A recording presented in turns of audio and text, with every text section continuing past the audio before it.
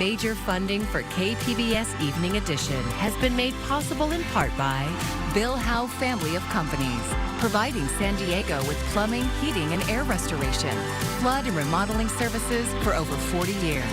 Call 1-800-BILL-HOWE or visit BillHowe.com. And by the Conrad Prebys Foundation, Darlene Marcos Shiley, and by the following.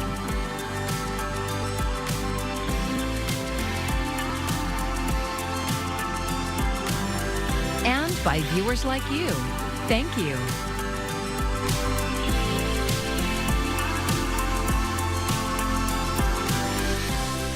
With less than a month left in the year, a bold plan to tackle homelessness is far from its goal. Thank you for joining us. I'm Maya Trabulsi. The city of San Diego came up with a novel idea to address homelessness, solicit donations to pay for shelter, housing, and safety net programs. But KPBS investigative reporter Scott Rodd says the city has fallen far short of its fundraising goal and little money has been spent.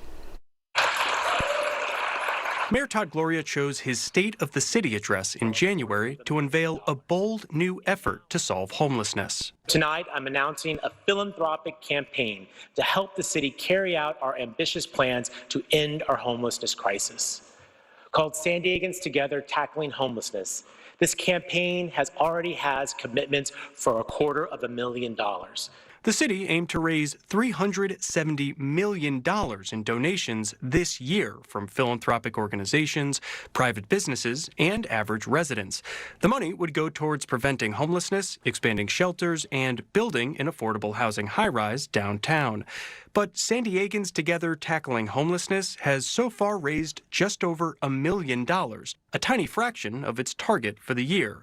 Its only expenditure was a few $1,000s on T-shirts for a volunteer event. Experts and advocates who focus on homelessness response and prevention are unimpressed with the initiative.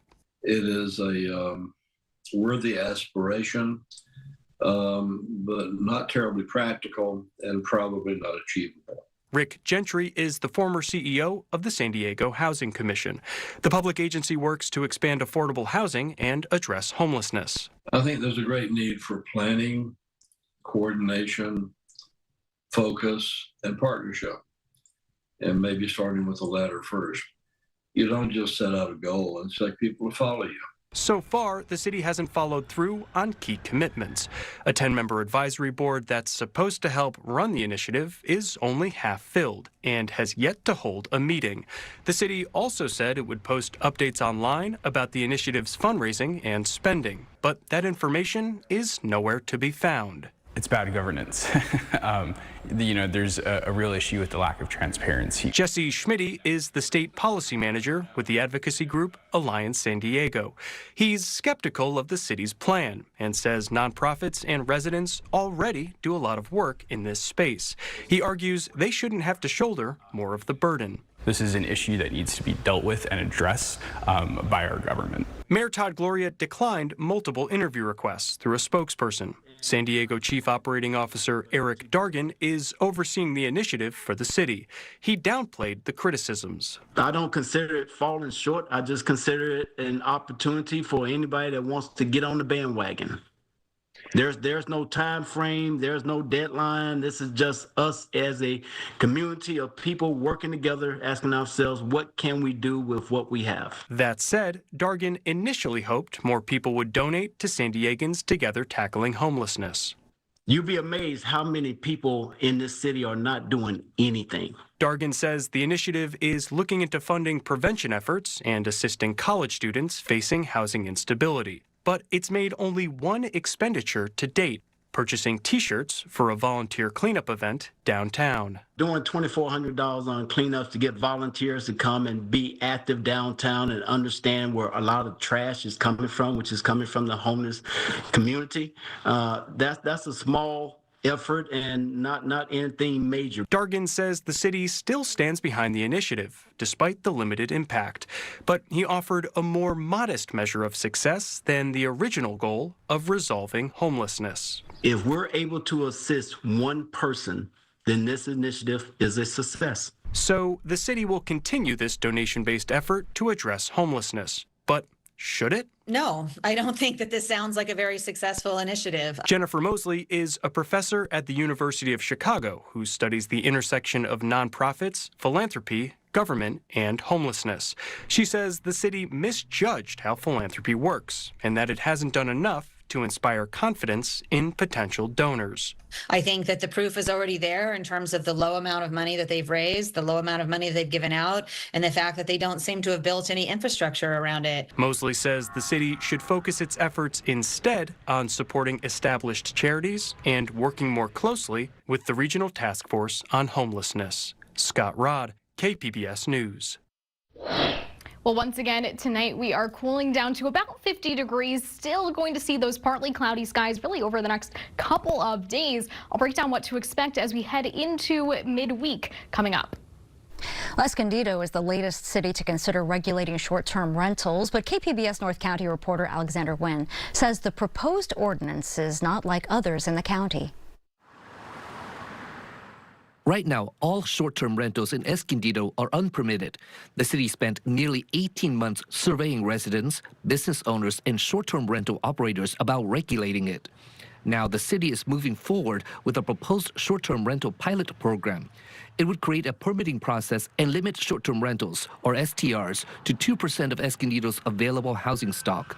It would cost applicants nearly $500 for a permit, including a $231 inspection fee and a $250 annual application fee. The proposed ordinance would ban short-term rentals within 500 feet of a school, which means all of these homes right here would not be able to be operated as short-term rentals, but we know that home right there at the end is listed on Airbnb.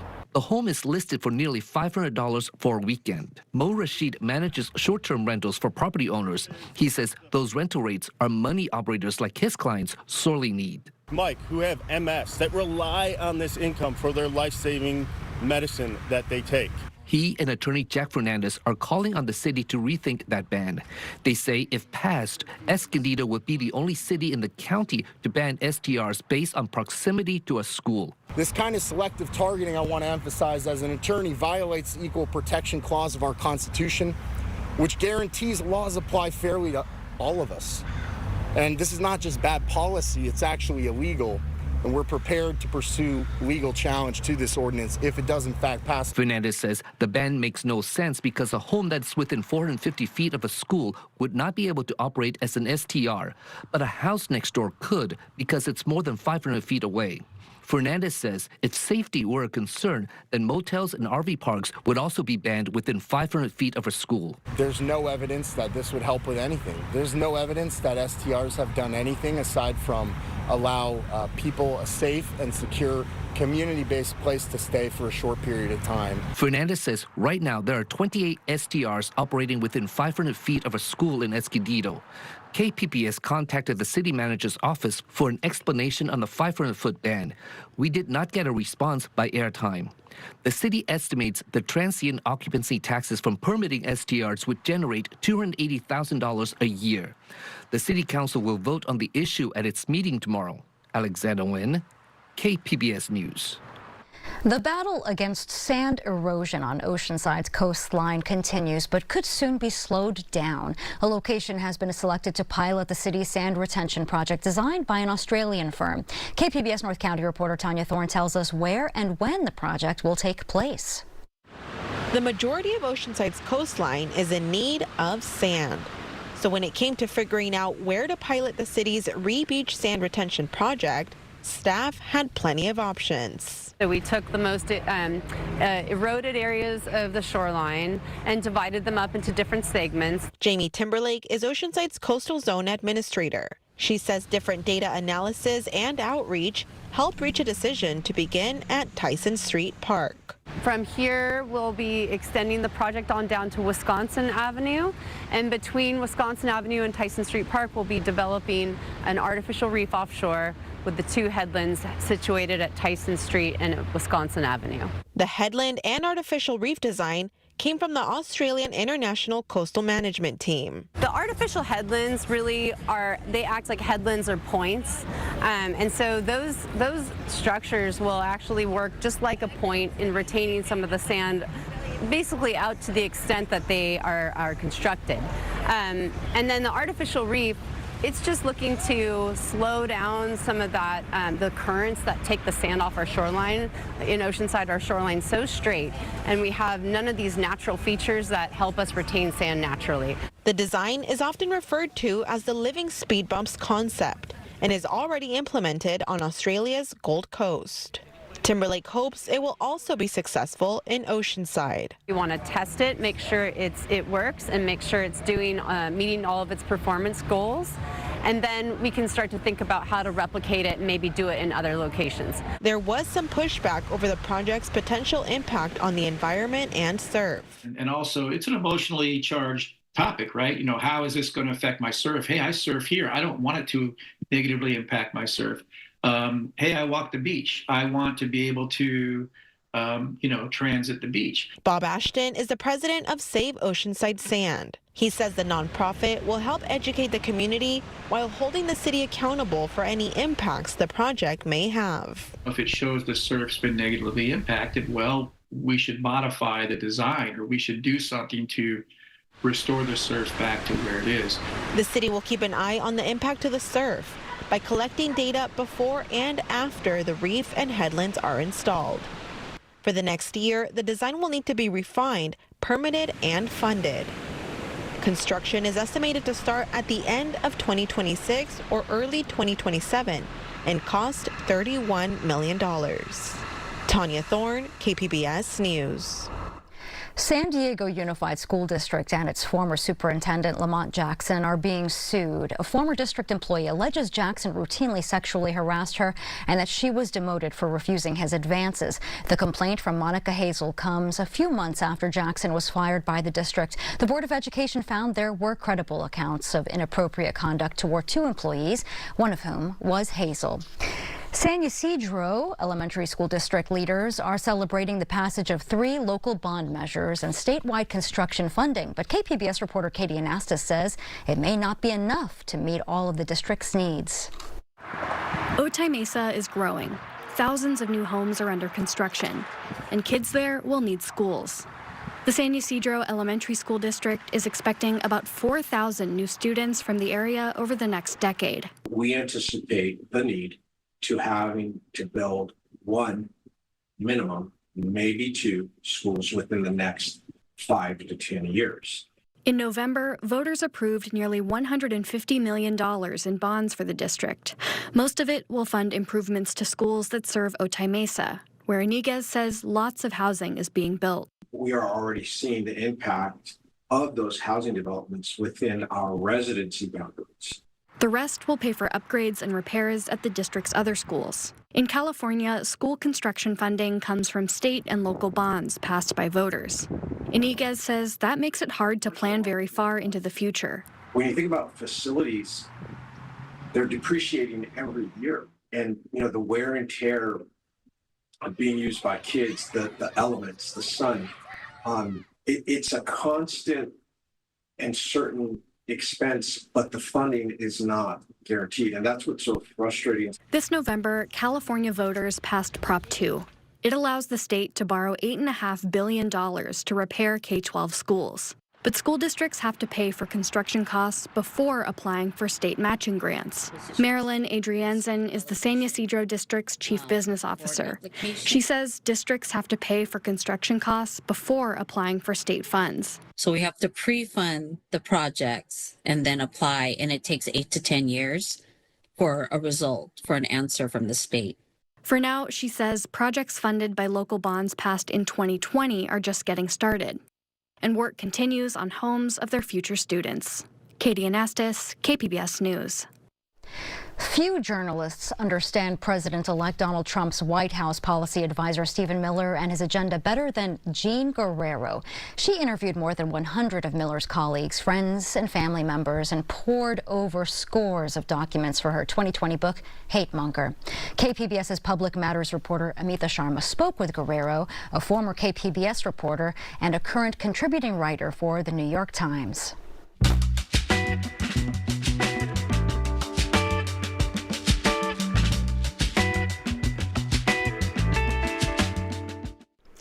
Jean, how far back do Miller's hard right views go? What shaped them, and who were his mentors?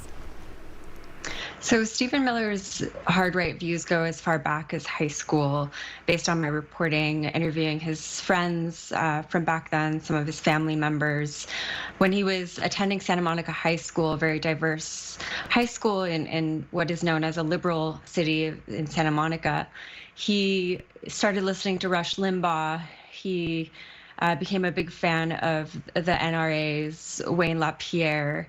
And crucially, he met two older men who became mentors to him. One was Larry Elder, the right-wing talk show host, who is a Black man who has been preaching for many decades that Black people are more racist than white people, and creating this idea that white people are the real oppressed group in society. Stephen Miller started listening to his radio show, and Larry Elder started to invite him onto his show to complain about his high school's multicultural celebrations, Cinco de Mayo festivities, the fact that many of his peers were speaking Spanish. I spoke to classmates of his who told me that he would go up to Latinos, to immigrant classmates, and tell them to go back to their countries, to speak English. And he was really something of an antagonist back then. So fast forward today, how would you characterize Stephen Miller's vision for the United States, and how much of that do you think will Trump carry out? Yeah, so Stephen Miller, he is essentially the ideological force behind Trump's anti-immigrant policies. He's consistently pushed Trump to the far right on immigration issues, on things, for example, Dreamers that Trump was once sympathetic to. Stephen Miller convinced him to not be compassionate in regards to this population that had once received bipartisan support.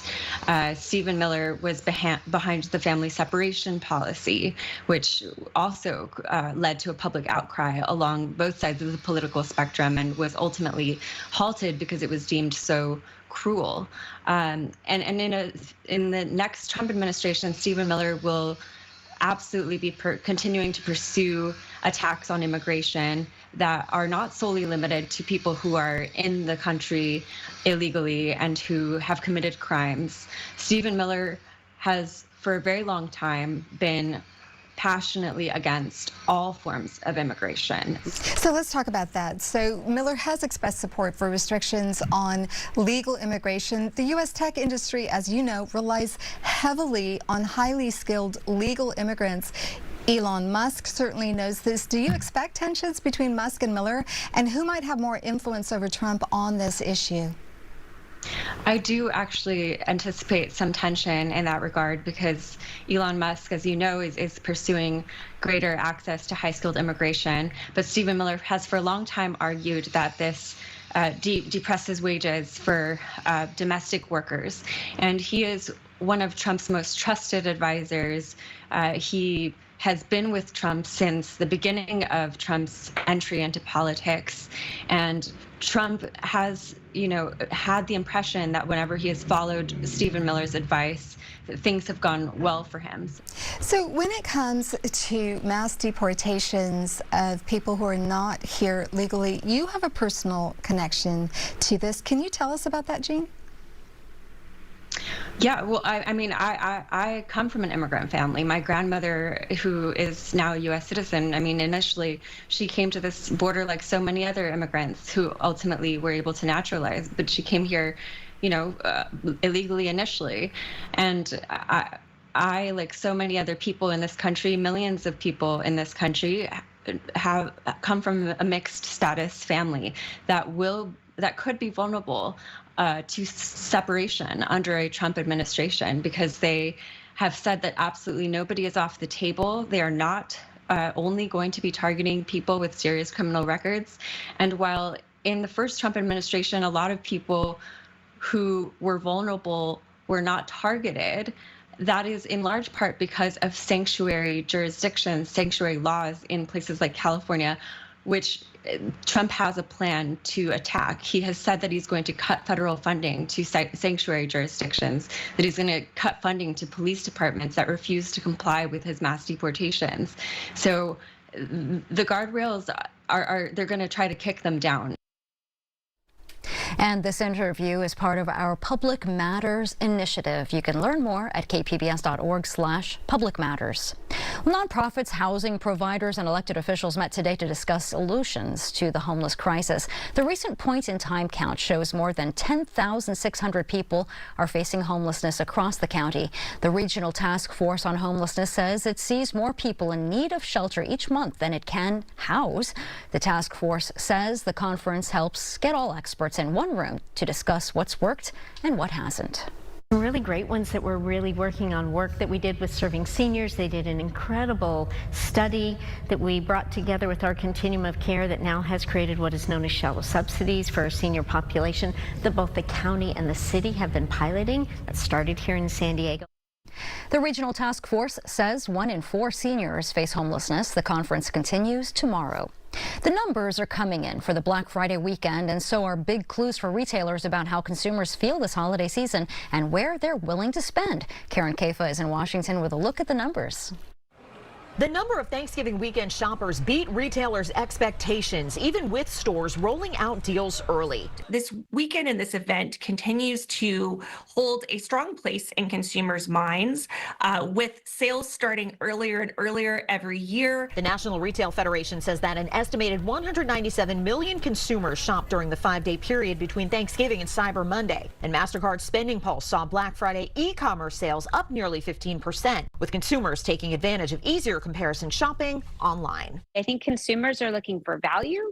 They're looking for options in terms of when they spend, what they spend on. Michelle Meyer, chief economist for the MasterCard Economics Institute, says coming out of a stretch of elevated inflation, consumers want sales this holiday season, even as price hikes slow. Heading into this holiday season, throughout most of the year, we've been seeing slowing in inflation rates, or even for some categories, outright price declines. So consumers are in the mindset of looking for promotions. National Retail Federation Vice President of Industry and Consumer Insights, Catherine Cullen, says shoppers are spending with intention. They have a lot of money that they are budgeting, depending on their income level. It is a lot of money for each household for the season, and they want to make sure that they are spending their time and their resources effectively. In Washington, I'm Karen Kafa.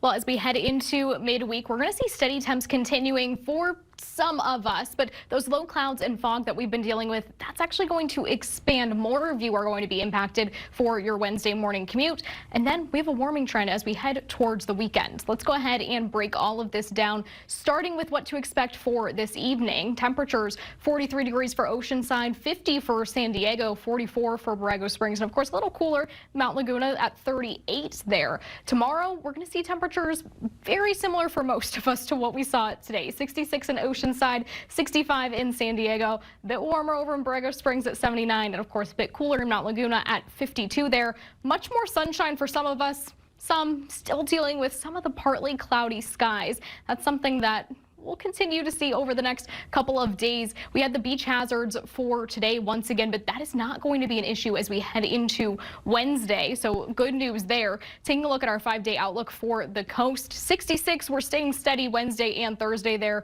Still dealing with some of the clouds and some of that fog and low clouds, especially as we head into Thursday morning. But take a look at that warming trend that's going to kick in. By the time we get to Saturday, we're at 77 degrees, mostly sunny, not even just mostly sunny, a picture perfect Saturday for the coast, and then things even out a little bit as we head towards Sunday.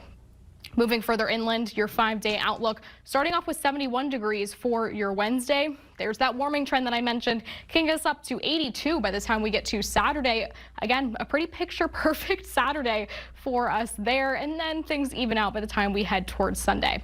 Now, the mountains, this is where we're not really seeing that warming trend. From Wednesday to Thursday a little bit, but it's a one-day situation, so not really a trend there. Cooling down to 51 by the time we get to the weekend, but plenty of sunshine to enjoy. Taking a look at your desert 5-day outlook, we're going to see temperatures remain relatively steady for the next several days at 79 to 80 depending on the day, and then things even out a little bit as we head towards Sunday, dropping down to that 74 degrees, but mostly sunny and nice. For KPBS News, I'm AccuWeather's Anna Azalian.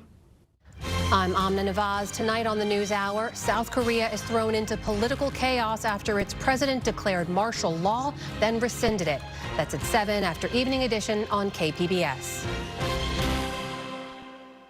Every holiday season, Glendon Circle and the surrounding streets in Santee, well, they transform into Starlight Circle, but you may notice some changes this year. Decorations have grown over the years, adding to holiday traffic chaos. Well, this year, the city of Santee will begin enforcing a new rule prohibiting stationary sidewalk vendors. Residents say they're glad that changes are being made without taking away what makes the event so special. In the past, we've had issues with vendors setting up on corners, which normally wouldn't be a big deal, except they impede traffic, either sidewalk traffic or literally street traffic for people grouping around wanting to get theirs. It creates a bottleneck. And the sidewalk vendors will still be allowed into the neighborhood, but they will have to remain mobile. Starlight Circle is not sanctioned by the city of Santee. Here's a look at what we're working on for tomorrow in the KPBS newsroom. KPBS Midday Edition is discussing the importance of embracing social connections, especially as we age. And KPBS Midday Edition is discussing the importance of those social connections. So you're going to find tonight's stories on our website, kpbs.org. Well, thanks for joining us. I'm Maya Trabulsi. I hope you have a great evening. Major funding for KPBS Evening Edition has been made possible in part by Bill Howe Family of Companies, providing San Diego with plumbing, heating, and air restoration, flood and remodeling services for over 40 years. Call 1-800-BILL-HOWE or visit billhowe.com. And by the Conrad Prebys Foundation, Darlene Marcos Shiley, and by the following: